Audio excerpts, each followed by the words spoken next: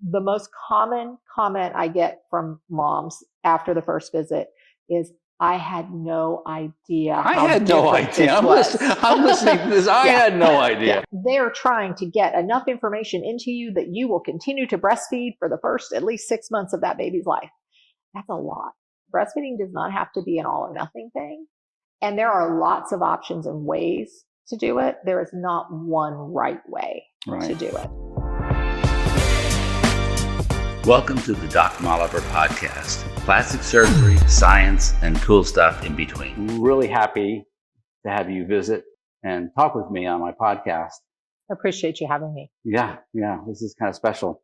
Let me give everyone here a little bit of a background, a lead in on how you and I connected. Mm-hmm. Like how in the world would someone like this connect? First of all, this is Suzanne Jewell, and she owns and runs Bayou City Lactation Consultants, and actually I should say Bayou City and Alamo City Lactation Consultants. They're the largest lactation consultants in Texas. And she started this company, and she'll tell her journey and her story in just a minute. Where I got pulled into it was many, many years ago. My daughter said, "Dad, I need a breast augmentation." I said, "Honey, let's just wait." She was playing a lot of soccer and she was really fit. And lo and behold, 10 years later, she said, "Dad, I need a breast lift." And she hadn't had children yet. And I said, "Well, sure, we can do that." And so I did a breast lift on her. And then a couple of years later, she started having babies. And a lactation consultant came to visit her at the hospital in San Antonio. And they said, "How'd you do this?" And she said, "What do you mean?" And they said, "Well, we almost never see women that have had breast surgery go on to breastfeed," which I was aware of, but I'll get into that a little bit later. As the years have gone on, and my daughter's had 3 boys now and has used lactation consultants all along, she's kept saying to me, "Dad, you need to get some video out there to tell women who are thinking about having babies or are pregnant and thinking about lactating and breastfeeding, that they can do it, because there's a misconception out there that you cannot breastfeed." And unfortunately, that is true, except when it's not. Yeah. And we'll dive into that. And she said, "I'm going to talk to these people at this company. They're fantastic. I love them. And we got to do one of your podcasts." And so here we are. Yep. Yeah. Can you tell us about Bayou City Breastfeeding and its mission to support new parents on their breastfeeding journey? Tell us about that. So Bayou City Breastfeeding, we started back in 2016, but I've actually been in the lactation field since 2003. It's my second company that I started. This one was started as a group practice, and we've always had the focus of not just doing what I call urgent care lactation, which is like, I have a latch problem, I see the lactation consultant, she tells me how to fix it and sends me on our way, but really doing longer term support. And so our focus is on supporting families in their feeding journeys, whatever that looks like, whether that's exclusive breastfeeding, combination feeding, or even formula feeding, because we don't teach parents how to feed babies. We just hand them a bottle if they're formula feeding, and no one teaches them what to do, really. Right. So our focus is, yes, we're a breastfeeding company, but our focus is on supporting families in their entire journey. Because of that, we get a wide variety of clients who come to see us, because we're pretty well known as being very adaptable and being very open to, helping parents meet their goals, whatever those goals are. Give me examples of the variety of kind of patients, because people like me, to be very honest with you, know nothing about lactation consultants. I'm learning pretty rapidly. Yeah. But give me an example. A moment ago, you were talked about starting your second business in a doctor's office who primarily worked with kids that were tongue-tied. Tongue-tied, right? Yeah. So that's an obvious example. But what are the variabilities? Well, just starting from the very beginning, you can choose. You can go into this and choose that you want to exclusively breastfeed. And that's what the focus is generally, is like, we all want everybody to exclusively breastfeed, but that may not be the right answer for everybody. If you have low supply, it doesn't mean that you can't breastfeed. It just means it's going to look different.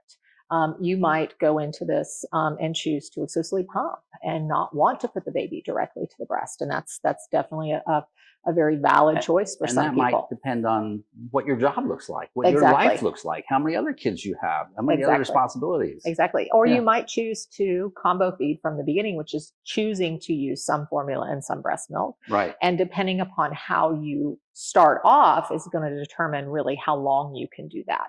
And so if you're not given good guidance, that can really shorten the duration of time that you're breastfeeding. Okay. I've had residents that used to come through here and rotate with me. And I had a lot of young ladies came through who were breastfeeding, and it was it was how they had to do it because they had to get that pressure off, right? And they'd stop and say, "I need 10 minutes." You know, we're in the OR. I said, "Go," right. You know, because that's how they were able to make it all work. Otherwise, they couldn't. Yeah. But we see lots of families, whether they want to breastfeed or exclusively breastfeed, pump, formula feed. And we see families who are having breastfeeding problems related to tongue ties or babies who are not gaining well enough. We help with reflux and colic. Colic isn't really a real thing. It's just a description that says your baby cries a lot and I don't know why. Right, exactly. There's always a root cause. I learned that as a grandpa. Yeah, there's always a root cause. So sometimes we can figure it out. So we help with all of that, but our focus has always been on long-term support. So we focus on supporting families through about the first 2 or more years of the baby's life. You were telling me about that earlier. In fact, you put out a magazine each year. Yeah. And I thought this was pretty interesting. Bayou City Breastfeeding Quality and Outcomes. Like I told you, they're the biggest company in Texas. They've got a lot of consultants, and they're all over the place. Suzanne was showing me. Why don't you explain it? Yeah.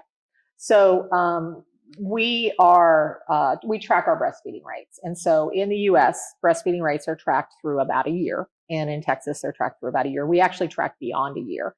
So what we know about breastfeeding is now most women try to breastfeed. So our rates in the hospitals are, 85 to 95% of women start breastfeeding in the hospital, or mothers start breastfeeding in the hospital. By the time we get to 2 weeks, the numbers are significantly less, usually somewhere around 60 to 70%. We've lost 20 to 30% of families in that time period. And then by the time we get to 3 months, breastfeeding rates for Texas are around 6 months are around 54%. And at a year, they're around 35%.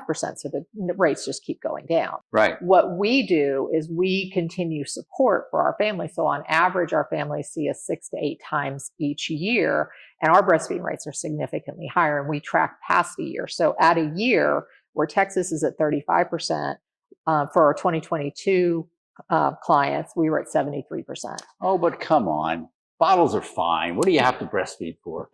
so how's that for a softball? That's a softball, definitely. So breast milk is unique. It is alive. It contains living cells, and so there is a nutritional basis to breastfeeding, yes, and it's got all the calories and the carbohydrates and the proteins and all of that great stuff in it. But there's also things that exist in breast milk that can't exist anywhere else. The mom's stem cells are in the breast milk. Her white blood cells are in the breast milk. Yep. There's antibodies specifically for what the baby has been exposed to.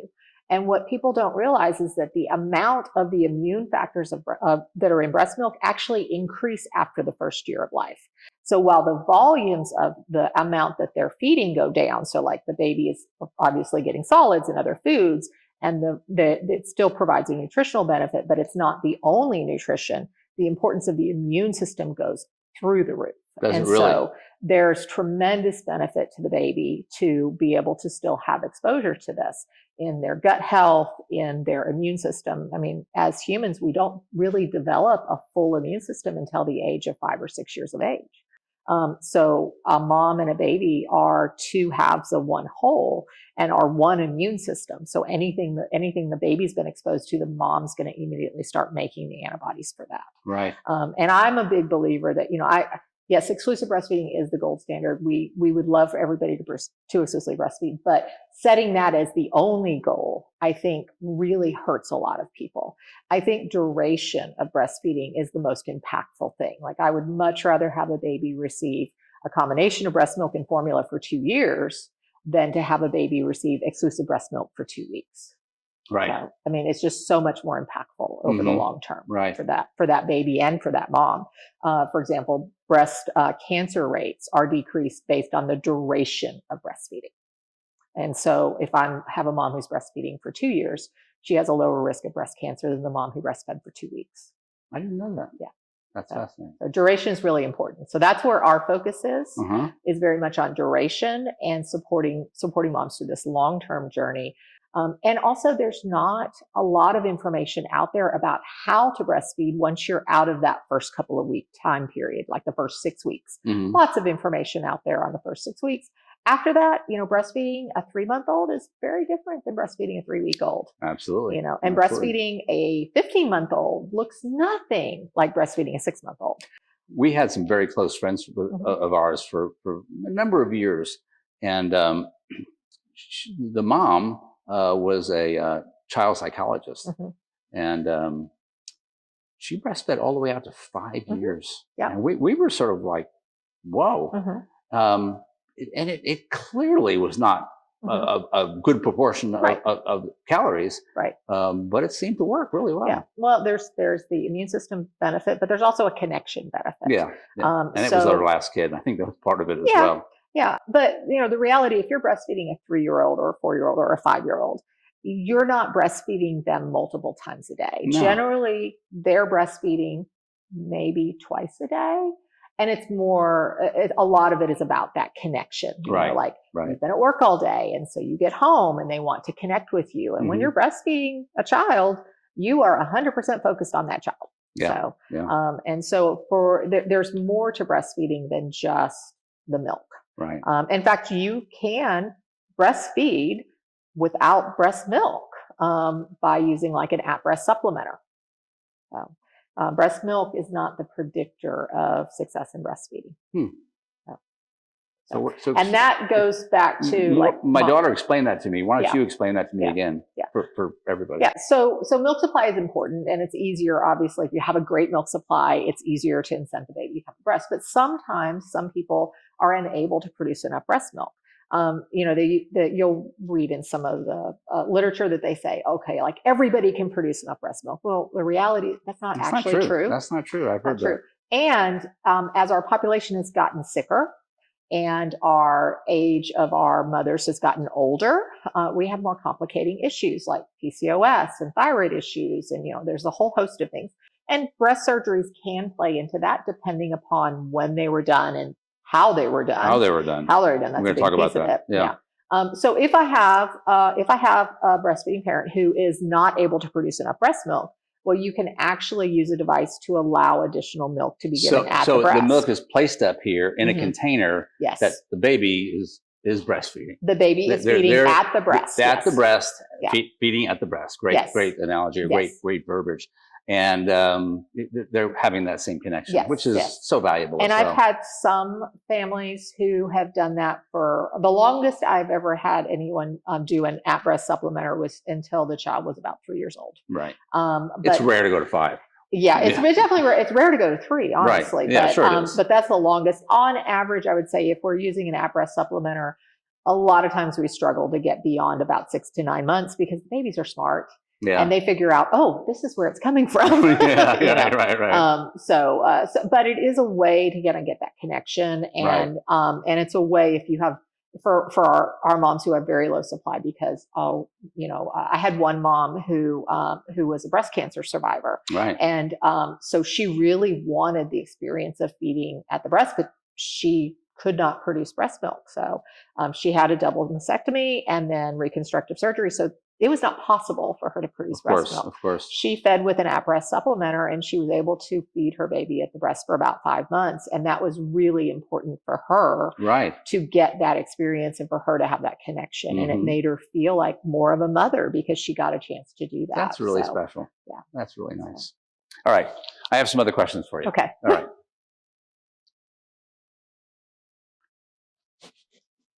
Tell me, what is an IBCLC? Okay. So we call it the alphabet soup of lactation. So there you'll hear there are CLCs, certified lactation counselors, and CBSs, certified breastfeeding specialists. And then there's the IBCLC, International Board Certified Lactation Consultant. So an IBCLC is the only medical provider in the breastfeeding world, basically, unless you're a breastfeeding medicine doctor. So unless you're a physician that focuses on breastfeeding medicine, the IBCLC is the only clinical certification. It is the highest certification that you can get, and it is an international certification. It requires. When did that come about? It was in the 80s. Oh, really? That it came out. Yeah, It's so been it's around a still while. relatively new. So 80s is 40 years ago. It is 40 years ago. It's 40 years ago. But how long ago did physicians come out? You know, it's relatively new in the realm of things, I would say. Of course, so, of course. In the 1970s, breastfeeding rates were horrible in the U.S. Right. So it came about as a result of the Lecce League, actually. And it's an international certification. So you have to complete a certain classes, and then like you have a certain college education you have to have. You don't actually have to be a nurse. Although if you are a nurse, you probably have completed most of the college education that's required, because it's, you know, biology and physiology and sociology and things like that. And then you have a minimum of 90 hours of lactation specific education. Most IBCLCs that I know have had much more than 90 hours. The 90 hours is like the minimum. And then if you are going, there's like 3 different pathways that you can go. If you're a nurse and you work in a hospital, you can get your clinical hours relatively easily. There's a educational path that you can take that is a degree where you get your clinical hours. Most of that is being done virtually now. And then there's pathway 3, which is the mentorship program. We actually have a mentorship program in our company that we allow people to come and intern with us. That requires 500 clinical hours of actual hands-on support. And then our mentorship program, like if you're in say a 2 or 3 hour visit, you only get to count the portion of the visit that you did. So if you weighed the baby and you took care of the weights and charting the weights, you maybe counted 20 minutes of a 3 hour visit that you were observing. So it takes about 18 months to 2 years of actual time to accumulate the 500 hours. Are people getting paid? No, actually, you pay to be an intern. You pay to be an intern. You pay to be an intern in the lactation world. Yeah. Yeah.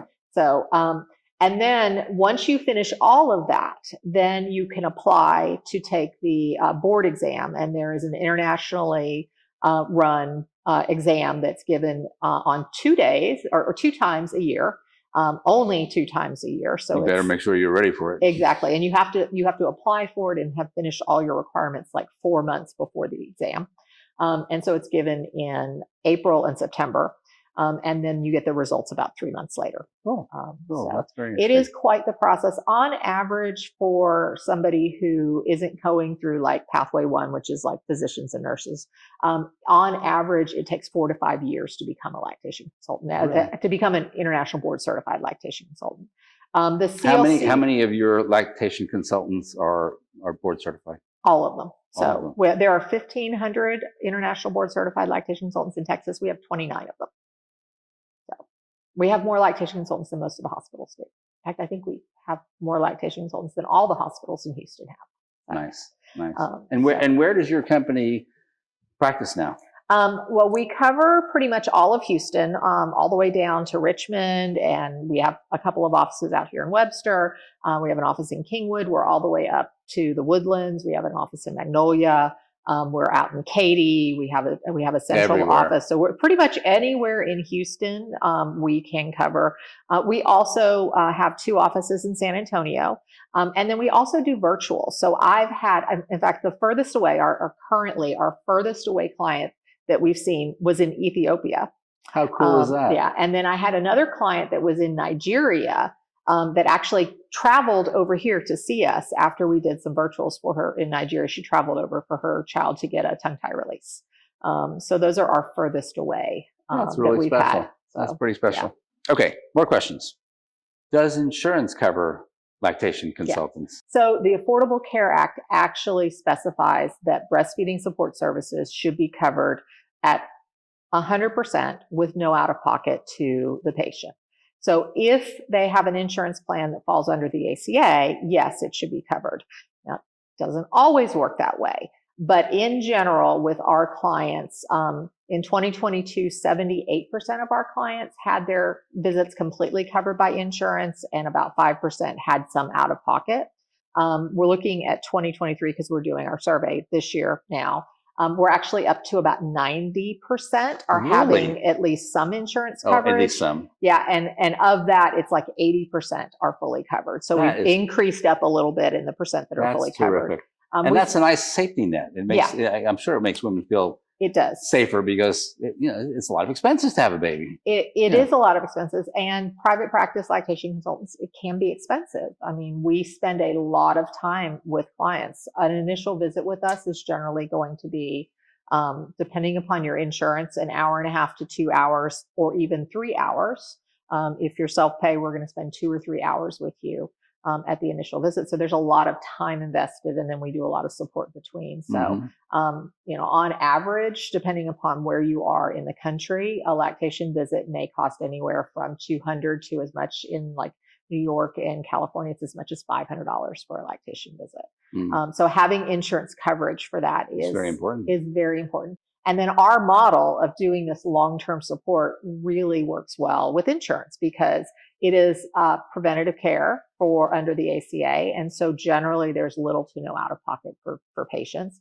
And the brilliant thing for us is we can fit in very well between the pediatrician visits. And since the pediatrician visits have gotten shortened so much because insurance, unfortunately, lots of factors, and it's not the pediatrician's fault, but if you're scheduled for 4 to 6 patients in an hour, let's be frank, the reimbursements for doctors has actually gone down. Yeah, it's gone down for everybody. It's gone down for everybody. It's really horrible. Yeah, and they just can't spend that much money. No, absolutely not. Like, I do not fault them at all. It is 100% insurance. But if you have to see 4 to 6 patients in an hour, you can't spend 30 minutes or 40 minutes answering questions for new parents. And the brilliant thing about lactation is that feeding, whether it's breastfeeding or formula feeding, is the center of pretty much everything that's going on with a baby. And so feeding ties into sleep, feeding ties into colic, feeding ties into developmental milestones, feeding ties into growth, feeding, all of those things tie into feeding.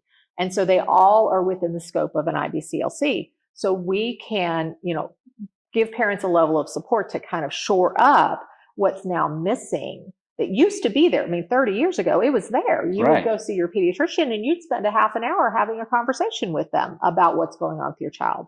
Now they only have 5 or 10 minutes. Yeah. So we, our shortest visits are like 45 minutes to an hour long that we're spending with a patient and really observing what's going on with them. That's really special. Yeah. So, so our model lets us do that, but it really works best when insurance is covering it. You're nurturing the mama as the mama's nurturing the baby. Exactly. Isn't that true? Exactly. And that's the other thing is that we actually have 2 patients. So a pediatrician's patient is the baby.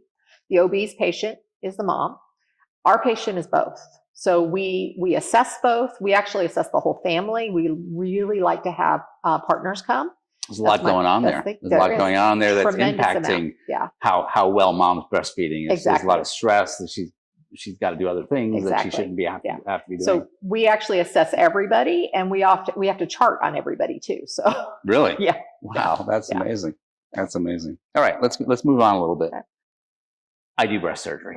And what brought you here, what made me search you out, was my daughter's remark to me that, when the lactation consultants come in, they say, we usually don't see women with breast surgery because usually it can work. It can be made to work, as you demonstrated to us. But the reality is it's not gonna be easy. Yeah. And you're gonna have to use alternative methods, and maybe you're gonna have to supplement and what have you. And so what I said to my daughter was, well, it really is dependent. There's a lot of factors that depend on it. If you have a tubular or tuberous breast, it might be really impossible to do it. Or just very, very small breast. But for breast lifts and breast reductions, I said, it should be fine, except that the technique for breast reduction and breast lift has changed dramatically in the past 5 to 10 years. What's happened is it used to be that there was generally a central pedicle, all right, or a central mound technique. And the excess breast tissue is taken away from the lateral part of the breast. Right. And so while it might impact how much milk you're going to make, this part will hypertrophy, and it will take it up, and you'll be fine. 1, 2, it was normal sensation to the nipple. Both of those have been interrupted with modern techniques. Right. And the reason why they did it was because we figured out that we could dramatically improve the vascular supply to the nipple if we did a superior medial technique.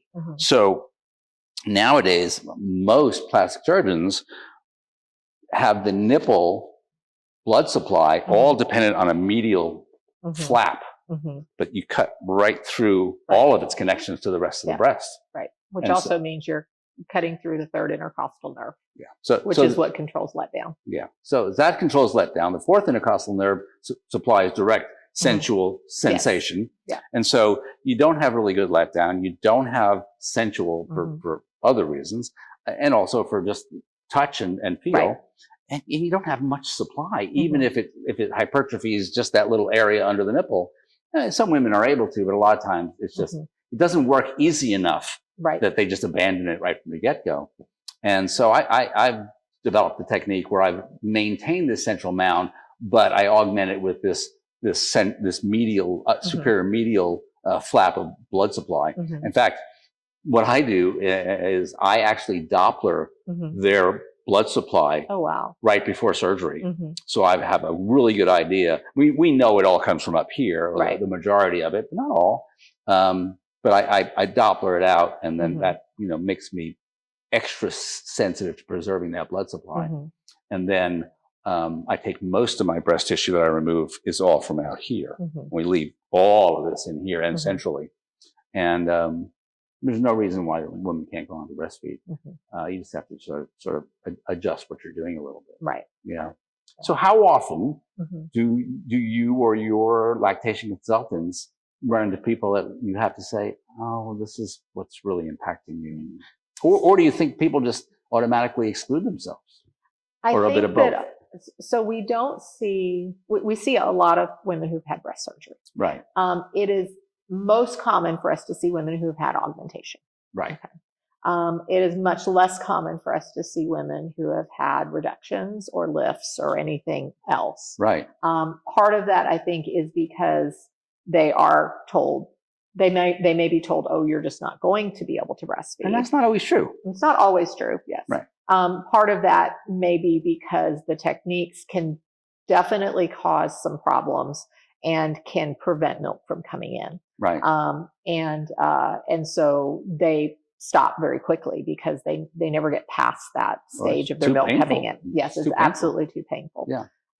So, and then those who have had like the nipple detached and reattached, that's not going to happen. Yeah, that's going to be a huge issue unless they've had a tremendous amount of tissue regrowth. Yeah, and in breast reduction and in breast lift, just to let people know, we rarely take the nipple off. Yeah. I mean, I do 1 or 2 a year on a very, very, very large breast because the blood supply is just not sufficient. Yeah. And we take it off for safety. Otherwise, it's probably going to die. Yeah. Yeah. So with breast augmentation, the main problem that we see has to do with the fact that there is less space in the breast than there would normally be. So when the breast fills with fluid, it fills with breast milk. It also fills with lymphatic fluid. We get a very tight breast, and that can cause some milk supply issues because of the pressures that are in there. Sure. Because increased pressure causes your body to make less breast milk because it says, okay, I don't have room. At the same time, there used to be a very, very large misconception that if you had a breast augmentation, you get a 50% chance of having to be able to breastfeed. And that's not it's not nearly that. No, I would definitely say most women that I see that have breast augmentation can breastfeed. Can absolutely most breastfeed. People. But we say the same thing now. That they probably need somebody on board early to help them manage the inflammation, especially if they had a smaller breast and went to a very larger breast size. And sometimes people misunderstand what that redness is. Yes. More often than not, that redness is just lymphedema, and they just tend to turn red. And that happens after breast reduction and after breast lift. Breast will have that red hue that will last for weeks or months, and they're under the impression they've got an infection and they shouldn't do anything. That's not to say that mastitis doesn't happen. Right. But all too often it's just when you have lymphedema, breast turn red. Yeah, there's not a lot of understanding about the fact that most of the engorgement in breastfeeding has to do with lymphatic fluid.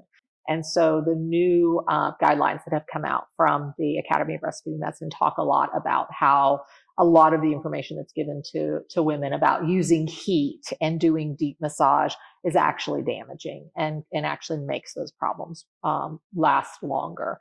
That's why it's not great to Google some of this stuff. We say the same thing. Yeah. We appreciate you like Dr. Google, but yeah. Come to Dr. Moliver. Exactly. Come to your medical providers. But if they've had a breast augmentation, I would say, making sure they have somebody that they can contact so that they can get appropriate treatment and be shown appropriate ways to massage and deal with that. So do you do manual lymphatic massage on these women? We teach them how to do it. How to do it. A lot of times I'll be teaching the dad or their partner how to do this for them, because in breastfeeding, your breast is constantly filling. So this is something that can't just be done like once a day. This has to be done multiple times a day. So we're usually teaching partners to do that. I didn't know that. That's really interesting. Yeah. I really, really like to have partners involved because it makes a tremendous difference in how well things go. So, that's really fascinating. And given this may be a little sexist, but dads like to know how to fix things.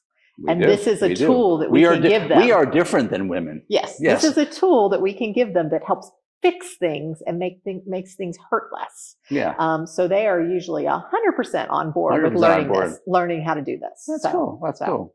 But we like to involve dads. We do have one lactation consultant who is a licensed massage therapist. So she actually can do lymphatic massage.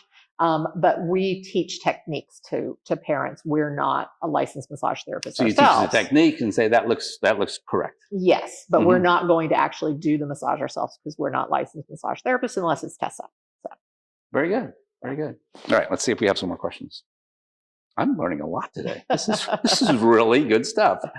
All right. So don't most mothers, because when my daughter had her babies, they had a lactation consultant come to her room that evening, and then you're good. Yeah, go fly. You're good. Fly. Yes. Urgent care lactation. Urgent care lactation.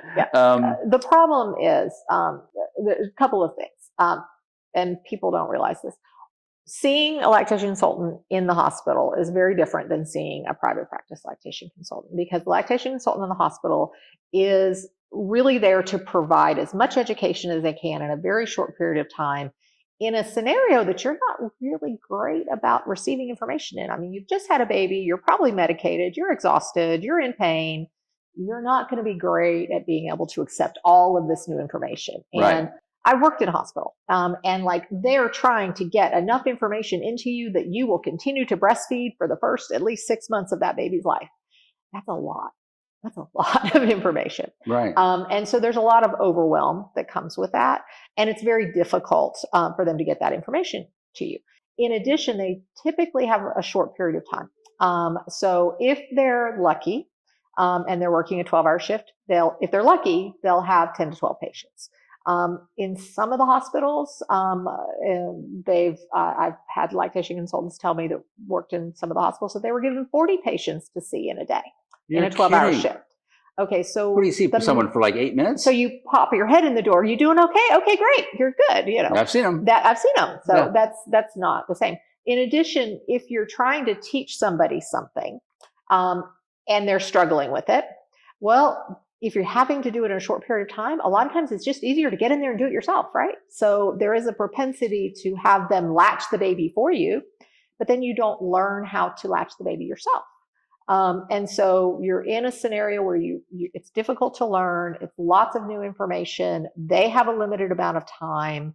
And so it's not, it's wonderful that they're there and they definitely are helpful. And I've been a hospital-based lactation consultant. It's hard. It's a hard job. And I don't criticize them at all. It's difficult to do that. But what we do is different. We're going to sit with families for several hours. We're going to observe a full feeding. We're going to make sure, now we don't latch the baby for the mom. We might show her how to do it the first time, and then we're going to unlatch that baby and have her do it 3 or 4 times on her own to make sure that she knows how to do this. We're going to go through not just one position, but multiple positions over multiple visits. We're going to teach partners how to help and how to support. The most common comment I get from moms after the first visit is, I had no idea. I'm listening to this. I had no idea. Yeah. And I've had a wife. I have a wife. I have grandkids. I had no idea. Yeah. You've got me kind of all the ideas are churning. Mm-hmm.